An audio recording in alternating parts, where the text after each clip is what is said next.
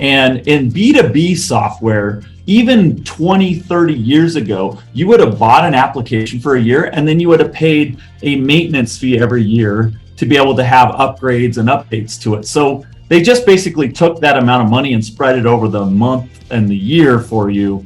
That's how I think of it. But yeah, it's certainly the norm now is SaaS. If we have a massive deadline and it's all hands, yeah, you're not coming in saying, hey, I got to be gone on the most important day of the year for the company. You're going to be here because you care about the company. So we call it life balance. It's about what works for you and what works for the company and find the balance in that.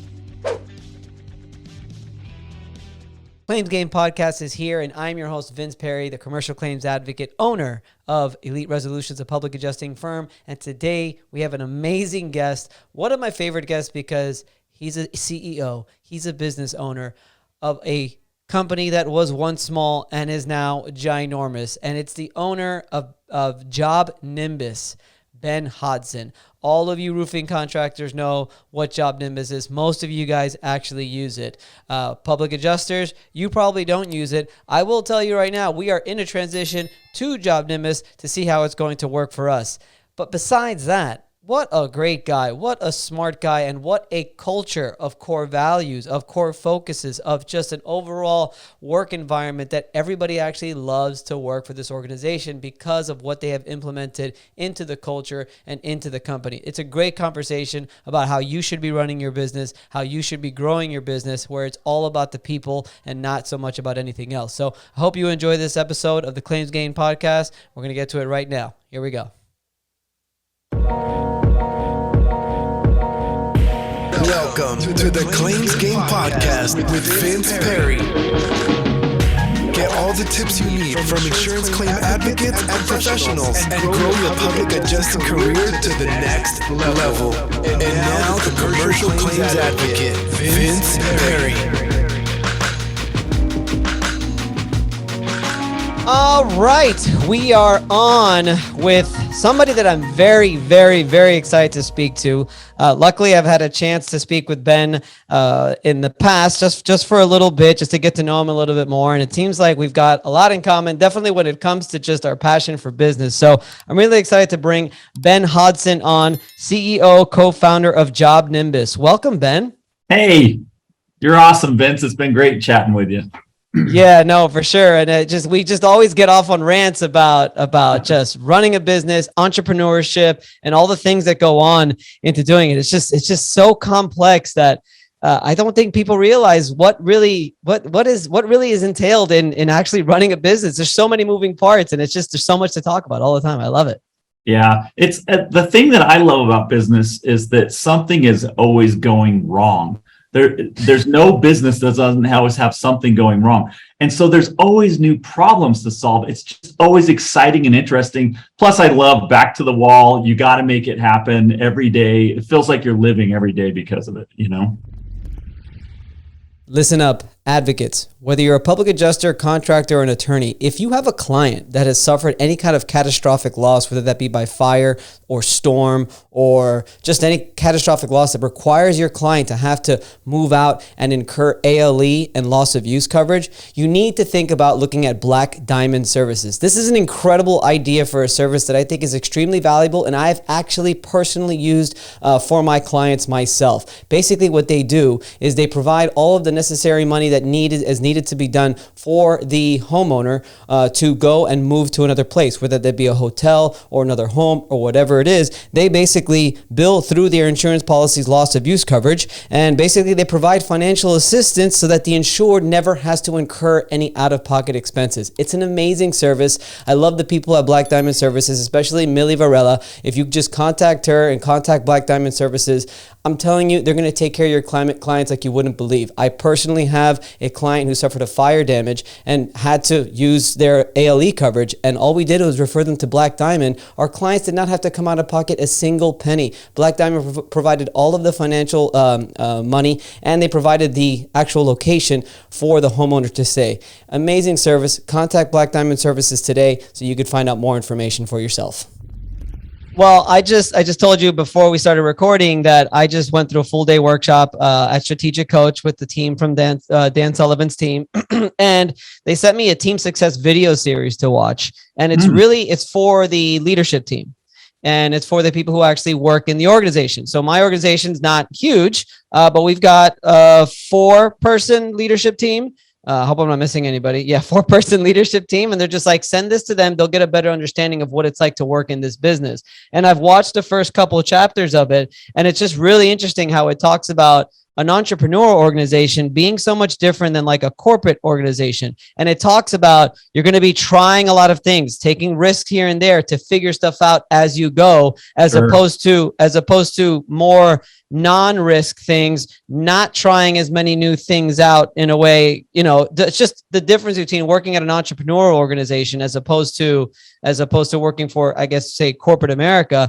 It just seems like a lot more fun. It's a lot more risk. There's a lot more different things involved. Things are changing on a daily basis, but it's the way they did it in the video is really cool. They make it just seem like it, and it is just an exciting thing that changes every single day, day in and day out. Yeah. Yeah, and if you're listening and saying, well, I don't have any problems in my business, then you're definitely not pushing your business far enough. Because if you're trying to grow and really achieve something impressive, you will have tons of problems. That's the whole fun of it. I agree. So tell us a little bit about yourself, Ben, and then we can get into JobNimbus and about the history of that. But tell us more about yourself first, Ben. Yeah, I mean, I think a way to start is just to say how curious I am. I have a broad range of interests that I'm into. So when a new employee starts at JobNimbus, they'll usually, tell me a little bit about yourself. Oh, okay, well, I've written a book. It's a horror Western story. I've written 5 different comic series. I've written 2 short films that both won film festivals. I'm an avid off-roader, mountain biker, climber, surfer, do a lot of boating. I have broad range of just fun things I like to do, creative things. And then I'm a longtime entrepreneur. JobNimbus is the 10th company that I've started in my career. Kind of crazy. So I've learned a lot. At my age, that means some of those companies didn't work out. I mean, at one point I was on the edge of bankruptcy. But I've had other big successes, and one of my companies already sold for over $1 billion, and hoping the JobNimbus can be the next one. That's amazing. So 10 companies before JobNimbus. Well, JobNimbus is the 10th, so 9 before, but yeah. All similar kinds of companies, software companies, or all different kinds? All software. I love software. I went to the University of Washington up in Seattle, and I got a degree in business and then a second degree in computer science. So I have 2 bachelors, and so I know how to code, but I also know how to run a business. And I've played on both sides. I've been a CTO, Chief Technology Officer, in a lot of my companies, and then CEO in other companies. So were you okay? So you've played the different roles in all of the different companies then. Yep. And so I love software. Built, I can code stuff myself. I mean, these days I don't do a lot of coding with the size of JobNimbus, but first version of the product, some of my code's in there. So that helped me. But I always loved software, and in the last 10 years, I've been much more into software as a subscription. So I love the idea of being able to deliver consistent value every month to the customer to get them to keep paying for this cool tool and then back up all their data and all that kind of stuff. Yeah, that's obviously, I think that's a direction that software is, I think it's just kind of gone, right? Because it used to be just a one-time thing you pay for, you upload it into your computer, and then that was it. Now it's a subscription. So pretty much everything is subscription-based, no? It's debatable if it was ever really a one-time thing. If you look at most software in history, with the exception of somebody like, yes, you buy Office, and you'd have Office for a few years on your computer, but we're talking about business software. So all the things I've done, actually, no, I've done 2 B2C, but most stuff's been B2B, business to business.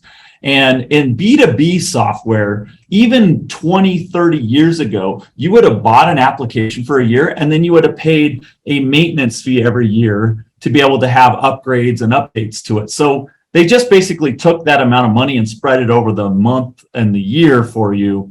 That's how I think of it. But yeah, it's certainly the norm now is SaaS. Interesting. All right. Well, I'm not necessarily a software guy, so I don't want to get into things that I'm not too clear about. What I would like to do is really provide value to our audience who are a lot of contractors, public adjusters, attorneys who are very, very familiar with JobNimbus. Tell us about JobNimbus and sort of the history behind that. And then I want to talk about where you're at now and then where you're looking at for the future. Yeah. So one of the things that really was interesting, let's go back to 2012. I'm running a different company as a software consulting company. Typically between my businesses, I'll just run consulting for a year. Why? Because I get exposed to a ton of different problems. Like, ooh, that's interesting. Let's go code something on that. Ooh, that's interesting. Oh, that's just kind of a one-off thing. Ooh, there's a lot of pain here. My mind's starting to obsess over it. Maybe this is the next thing I want to do. And I have to believe in it with my whole heart and soul to do one of these things, right? Because the money's not enough. You have to be there for a bigger why than the money to keep going through the hard times. So we met up with an adjuster, actually, funny enough. Dave Hickey, I don't know if you know him I think he's in Florida now. So he was doing adjusting for roofers, remodeling companies, that sort of thing down in Colorado. And we got invited to his office through a friend of a friend. Long story short, there were actually some home exterior contractors in the office. There's like gutter guy and roofing guy and that sort of thing. That was my first experience really talking to these guys about their problems around technology. Most of my customers previous to JobNimbus had been white collar businesses that we were selling to, didn't really do a lot of the smaller business stuff. And so I'm talking to them and I'm going, man, I really like these people. They're super straight shooters. They are like entrepreneurs just like me. They're super scrappy like I am. And then they said, well, the software in this industry sucks. Now it did. There was no cloud-based app at the time. There was no mobile app. Everybody was like installing a server in their office to run things. It was ridiculous, And I realized in hindsight that the smartest people in America in technology were trying to figure out how to make Twitter run faster, not trying to help contractors. And we said, man, this is something we're really interested in. So we built a first version of JobNimbus and just gave it out for free. What? Say that again, Ben. You froze up for a second. That people were trying to help run Twitter faster and not trying to help what?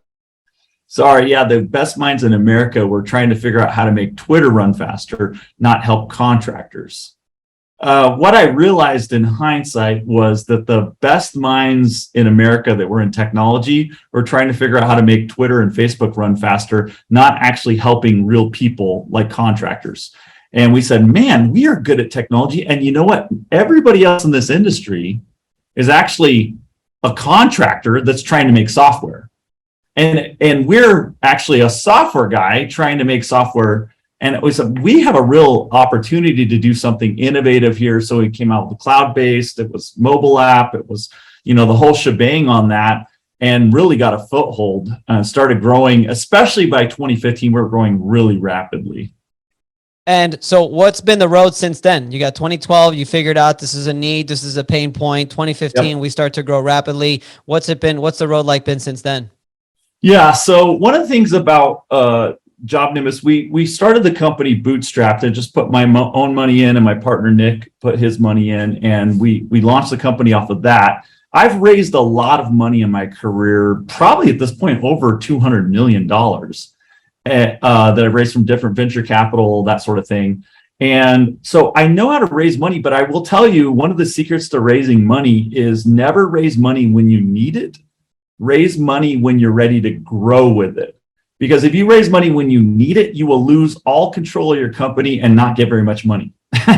And if you raise it when you're ready to grow with it, you get a great valuation. You'll have a lot more say in your future of your company. And you'll also be ready for the money, because that's the other thing. People raise money so early before there's two phases to any business. There's product market fit phase, where you're trying to figure out, is this the right customer to sell to, and is this the right thing to sell to them? And then there's go to market phase, which is we've already figured out the product in the market. Now we're trying to figure out how to optimize to ship as much product as fast as possible and service customers. usually, you're moving from PMF to go to market because demand starts outstripping your ability to keep up. Once you have too many customers who can't keep up with it, that's when you need to start building more processes and operations. That was going to be my question. What was the tipping point? When did you realize, okay, now's the time to get this money. Now's the time to infuse the business with money and take it to the next level? Yep. So even though we were growing in 2015, we were profitable since then, and had a really good business, we weren't having explosive growth. We were easily keeping up with our small staff, with all of the customers and that sort of thing. Going out of 2018 into 2019, we start seeing that we're like, whoa, we got to hire more people. This is getting out of hand. We got so many people that want JobNimbus. And it wasn't until 2020, actually end of 2019, early 2020, that we're like, holy cow, we can barely keep our heads above water. We are like overwhelmed by the demand.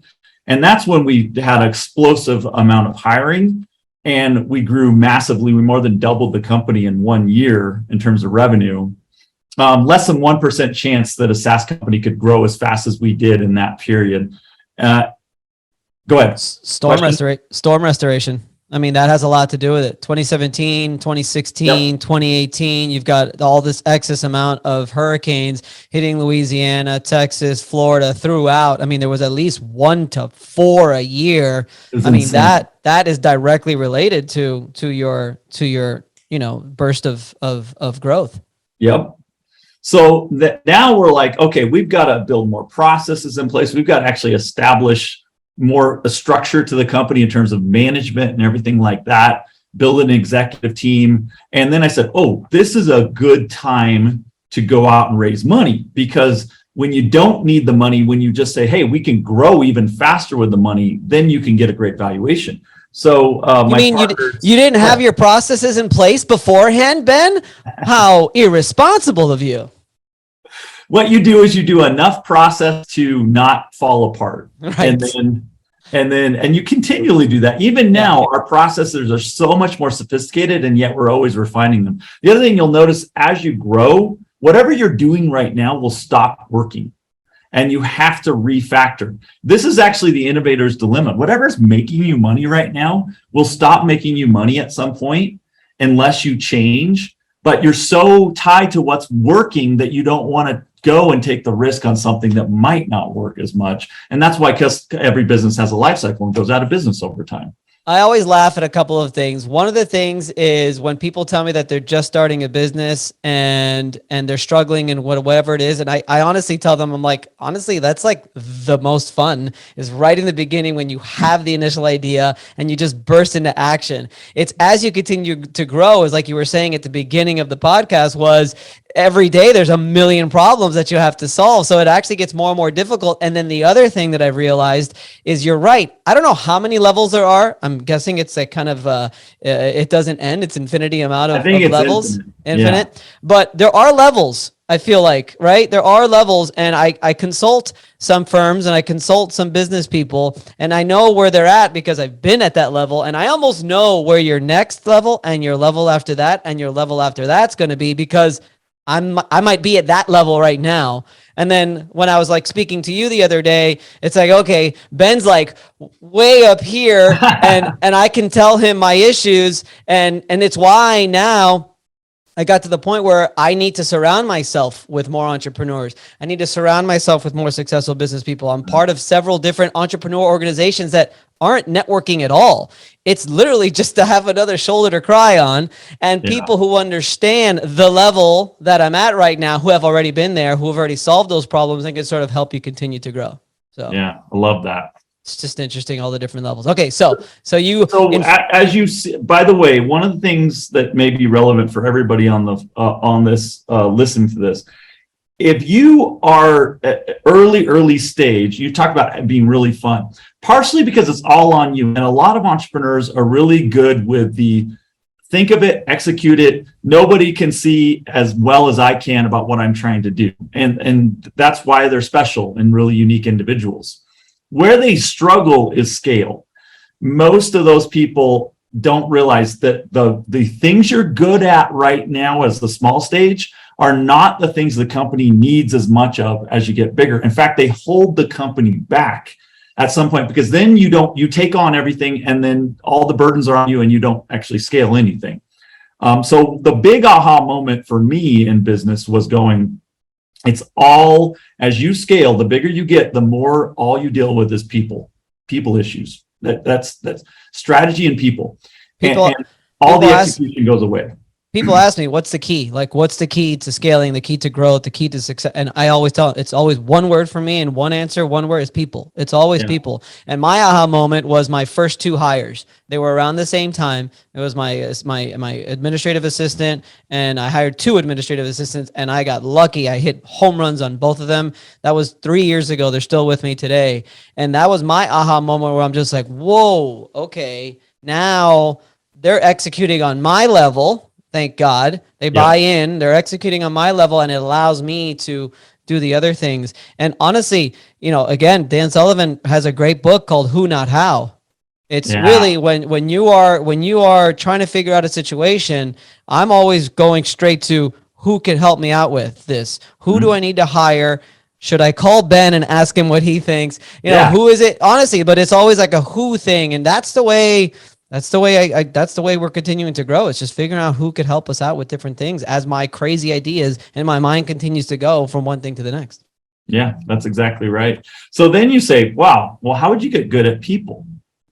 Well, most of it, like I'm telling you, entrepreneurs, I have this conversation all the time. Like, ooh, I hate the idea of that, because you got to study psychology. You got to study persuasion. You got to study how to align. When somebody thinks of somebody who's a great leader, what are they good at? They're good at convincing a bunch of people to follow down some path.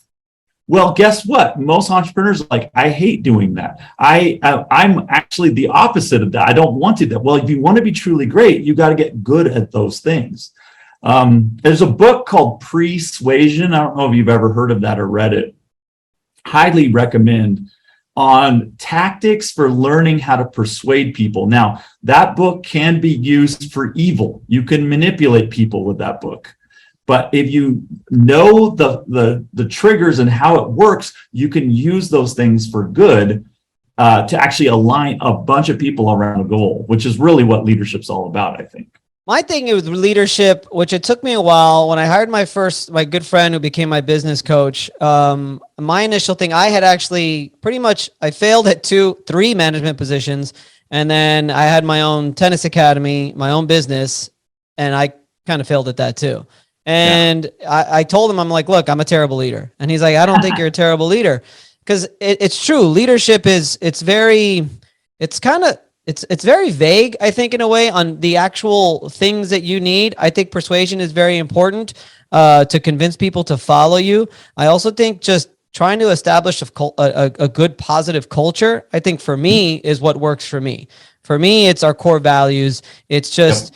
It's basically, treating everybody with respect, treating everybody like an adult, treating everybody like they're almost a partner in the company, not an employee. You take in all of their feedback. You listen to what they're doing. You implement things that even maybe you're like, all right, let's give it a shot. Let's see how it goes. If it's not a terrible idea. So everybody feels like they're involved. I was actually thinking about this yesterday. It's just like, what is it that makes me a good leader that helps people follow? And it's honestly, it's that. And I tell them all the time, and I tell people, and they kind of laugh at me, but I almost work for them. Like I'm like there almost to serve them. I'm not doing a lot of the minutia stuff, right? Luckily we have people in place to do that, but like, let's go. Like we're all in this together. We're all a culture. I'm big on I'm a huge Miami Heat fan, and they always talk about heat culture. And every time somebody tries to explain it, it's always such a vague answer. You never really get a crystal clear thing. It's just something that, I don't know, it just sort of develops on, I think, just treating other human beings with utmost respect and really listening to them, and then having them just join this, like, this one ship and all of you guys ship together. I kind of went on a rant there, but do you understand what I mean? Yeah. I get most people, by the way, culture is very nebulous and leadership's very nebulous. They know it when they see it, but they don't know how to define it, is maybe the way I'd say.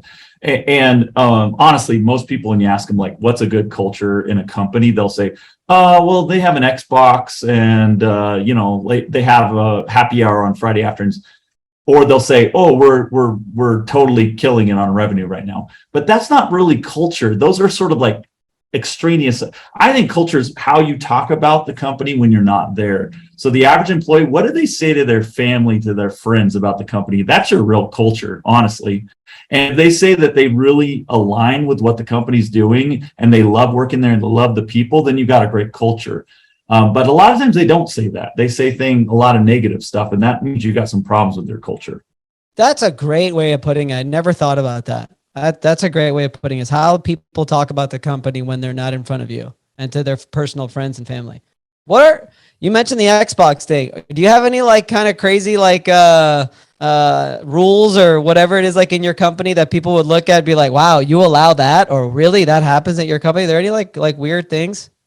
A couple things I'm thinking of just off the top of my head. I mean, we've got a cool office. You'll have to come visit sometime because we have this culture we call hero culture here, where we're everybody's on a hero's journey to become better as a person. It's not just a job. It's a place to become better as a human being. And so if everybody's a hero on a hero's journey here, we say, where would heroes meet? So all of our conference rooms are named after like cool things like Hogwarts or the Bat Cave or whatever. And they're all decorated like that. So you go in the Bat Cave, it's like a giant bat cave in the whole conference. That's awesome. Cool. That's really cool. So there's fun stuff like that. But in terms of like things that we do that are pretty radical, we have unlimited time off, and we call it hero time. I think you probably do that too. And then we have required time off, and we call this hero days. And this is where we say, every single quarter, you need to take at least one day off where you just go and do something quiet on your own, like meditative, like go on a walk through the woods or spend some time just reading and thinking. Because we think that great employees are very self-aware. They know what they want in life. They know where they stand and they know what their goals are. And so we want to give people time to really reflect and say, why am I here? This should not just be a job. If you're on a hero's journey, this is not just a job. You are trying to level up. So what do you need to do next to level up? That's awesome. So you have unlimited time off. We have that as well. I said that to our group of entrepreneurs at the workshop I attended. And surprisingly, most of the group were just like, what? How do you even do that? Exactly. Like, that doesn't make sense. And I'm just like, I'm a traveler. Like before I had my kid, now we're trying to work it out. But we went on a 3-month backpacking trip, a 2-month backpacking trip, another 3-week back. Like we did long extended vacations. And I just remember like, Ben, my best ideas came during that time off. If I could take you back to just my notes that I put in, I'm on the plane and I'm just like typing all my notes. I've got my journal. I'm writing all these things. The idea for Commercial Claims Advocate and having an online course and a book to assist public adjusters that have a product, my first product that I'm selling online, came on a flight from Spain to Florida, reading 4-Hour Workweek. It's just like when you go on a trip and you have time to decompress, you have time to unwind, it really allows you to just take a step back. And yes, it's time off, but you and I are probably similar, and a lot of other entrepreneurs, we're still thinking about work anyway and different things. And it's just such good ideas. And then after that, when you come back, one of my guys, Commercial Claims Advocate, I would say he's our integrator. I remember he was just working like a dog in the beginning. I mean, we were just coming out with so much content. It was just so intense, and it was just him and me. I was shooting it. He was posting it, all kinds of stuff. And he's like, I need a break. And I'm like, I know, I can tell. Go away. So he went away for 2 weeks, and it was like I had predicted because I felt it myself. He came back re-energized, ready to rock and roll, work twice as hard as he was working before. And I think it's two things. It's the time off that's very important to decompress and just sort of refuel. But it's also, in my opinion, I think was what other people have told me, is just allowing them, caring about them to a point where you need this for you. Like you need to do this for your own health so that you could be a better person. I think employees really value that in an organization. Yeah, I totally agree. Now, the way to implement that, and you probably do this already, is to make sure everybody in the company has key metrics or numbers that they're on the hook for. So that you say, well, what unlimited time off? That doesn't make any sense. Well, yeah, it does. If you know that you're on the hook for some kind of goal or number, as long as you're hitting your number, like, yeah, we're going to say yes. If you're missing your number, we're going to say, no, you can't take time off right now because we're going to miss on this and this and this. And then we expect people to actually care about the company mission and stuff. So if we have a massive deadline and it's all hands, yeah, you're not coming in saying, hey, I got to be gone on the most important day of the year for the company. You're going to be here because you care about the company. So we call it life balance. It's about what works for you and what works for the company and find the balance in that. So I knew this was going to happen. Let's rewind here, Ben, and let's go back to JobNimbus.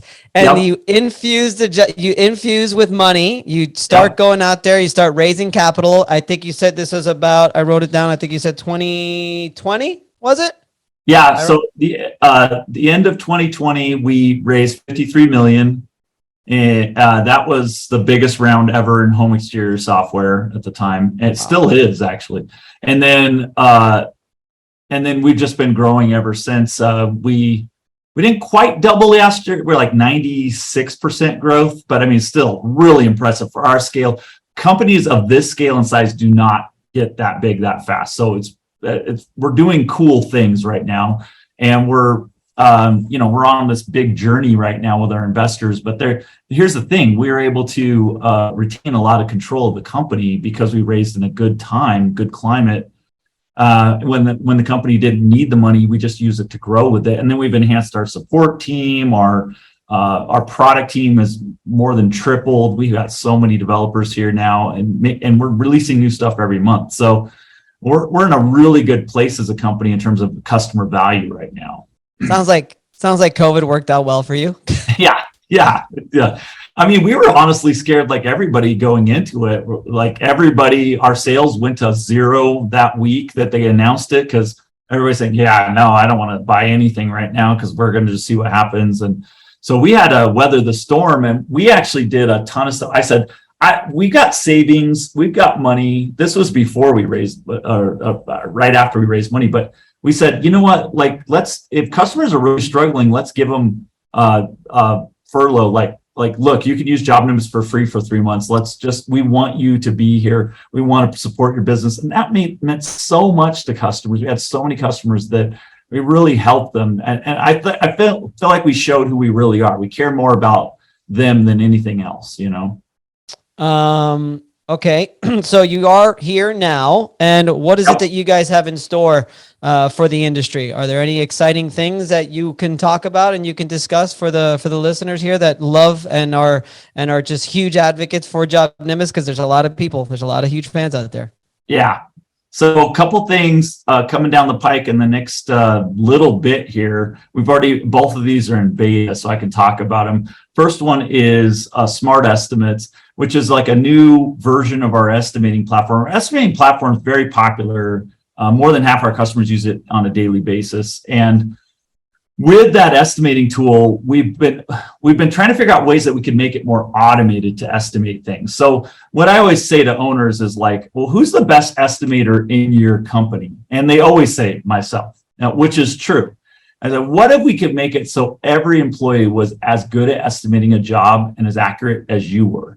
And they say, yeah, sign me up. That's what Smart Estimate is. It's just an automated tool to estimate the way the owner would, and makes estimating 5 minutes instead of 45 minutes or whatever.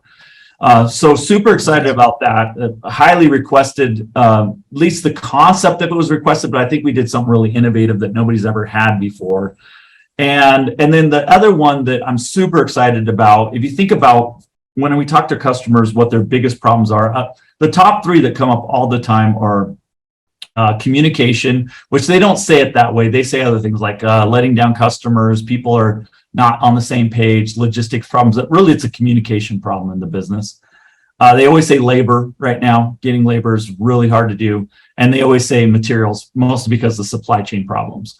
The supply chain will get fixed by next year. The labor problems will be fixed somewhat as the economy goes into recession, possibly, because there'll be a lot more people out of work. But the communication problem is still going to be there. So we've been working on something for a while now that we're super excited about. We call it Engage, JobNimbus Engage. And the idea is you've got to engage with your customer, you got to engage with your team. And so it's a text messaging platform, email platform, basically every type of communication that you want to do, you can do right there, and it tracks it all per job. It's next level. Nobody's ever seen anything like this, and it's going to make it so easy to be the best contractor to your property owner. They'll say, wow, I love working with this company because they're so communicative, and it's just doing it all for you. That's amazing. I did hear one of the things that I've heard on the public adjusting side was having like a portal that customers can go in and like find a way. That reminds me of that. I think that's something different, but is that something that would possibly help solve that issue in communicating with your customer, making sure that they understand of where it is? Like we have our claims and it's a life of a claim, and we file the claim, we follow up with the insurance company, and it goes from one stage to the next. Where if we don't copy our client on every single email communication, they'll text us or call us, a few weeks into it and say, hey, you guys aren't doing anything with our claim. Yeah. It's like, yeah, we are. Is that something similar? Yeah. So what you're seeing there, we did a lot of research on homeowner, property owner on this. The average person does not want to have a portal they have to go log into or a link to remember to go check on. They want to broadcast messages to them, right? And so that's the whole concept of this is, yes, we do already have a portal. You can link and you can send it. But what we found is most homeowners don't have the time or remember to do that. They just get frustrated. Instead, why not send automatic text messages about everything that's going on the job, automatic emails about what's going on the job. So you look like, oh my gosh, so you're over communicating. These people are amazing. That's the whole concept behind Engage. Nice. You think that could work for us as well? Yes, for sure. I think it could make a big difference for any business like yours. The other thing that this is really interesting to me, we did a bunch of surveys on homeowners. One thing we found is the number one reason they give a bad review, like a 2 or a 1-star review, is communication. And then the follow-up is more interesting because maybe everybody goes, yeah, I know. The follow-up's more interesting. If asked if they were communicated well, but all the job problems still happen the same way as before, would you give a higher review? Every single person said yes. It was like 99%. And so that tells you something. People understand that it's hard to do projects. They get it. They just want to know what's going on. The average homeowner you talk to is like, I don't know. They said they're going to be out on Tuesday, and then nobody was here, and then suddenly people are here on Thursday, and I didn't know why, and then they left stuff, and they didn't get much done. That's the norm of how a homeowner experiences a job right now. I'm cracking up. I'm laughing because I used to say the same thing for so many years in the beginning of my career, where the attorneys maybe that would get my claims or the reviews that I would get, people would always ask, like, because my clients love me. And I have had some awful settlements. Yeah, I have had some settlements where like, Vince, this is like not what we need. I was hoping I could have gotten them more, but because I was there, because I always answered their phones, because I always responded to their text message, because I always followed up with them and made sure I was just holding their hands and I was always there, always accessible.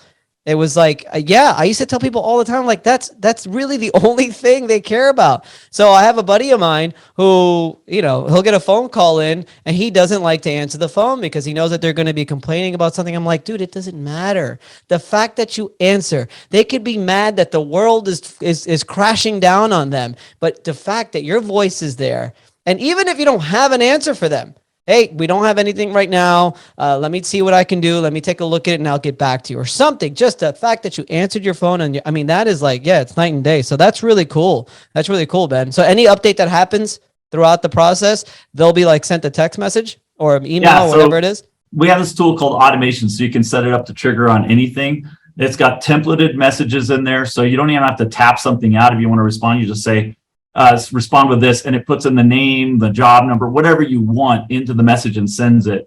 And so if you look at the view, it'll almost look like a regular text message conversation inside of JobNimbus. But some of them will be automated messages, some will be human ones that you sent, and the homeowner has no idea the difference. It just feels so smooth. And yet it's doing a ton of work for you and really managing that communication structure for the homeowner. That's awesome. That's awesome. That's really cool. Anything else? Anything else happening? Or is that, so we got the got smart a lot of estimate other and things cooking, but those are the things coming out this coming quarter. I mean, smart estimates should be out in just a couple of days, honestly. It's already really far along. So Gotcha. yeah. Well, Ben, I know you're a busy guy. I don't want to keep you too long. I think we provided a ton of value. We talked about JobNimbus, where it's been, where it's going. We talked a hell of a lot about business, entrepreneurship. I think we pretty much hit everything. Is there anything else that you'd like to close with?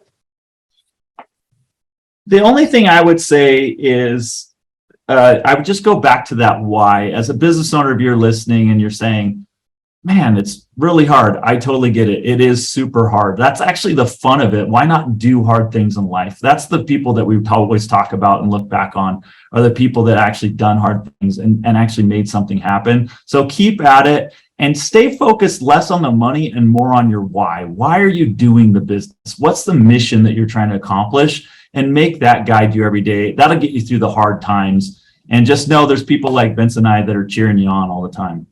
I write it at the top of my journal every single day. Why? Question mark, and I put down my whys. I got to remind myself. All right, Ben, thank you so much for your time. I really appreciate you. I hope that I can take a trip out there soon to meet you in person and check out the office and check out the facility. Love to. That's great. All right, Ben, thanks.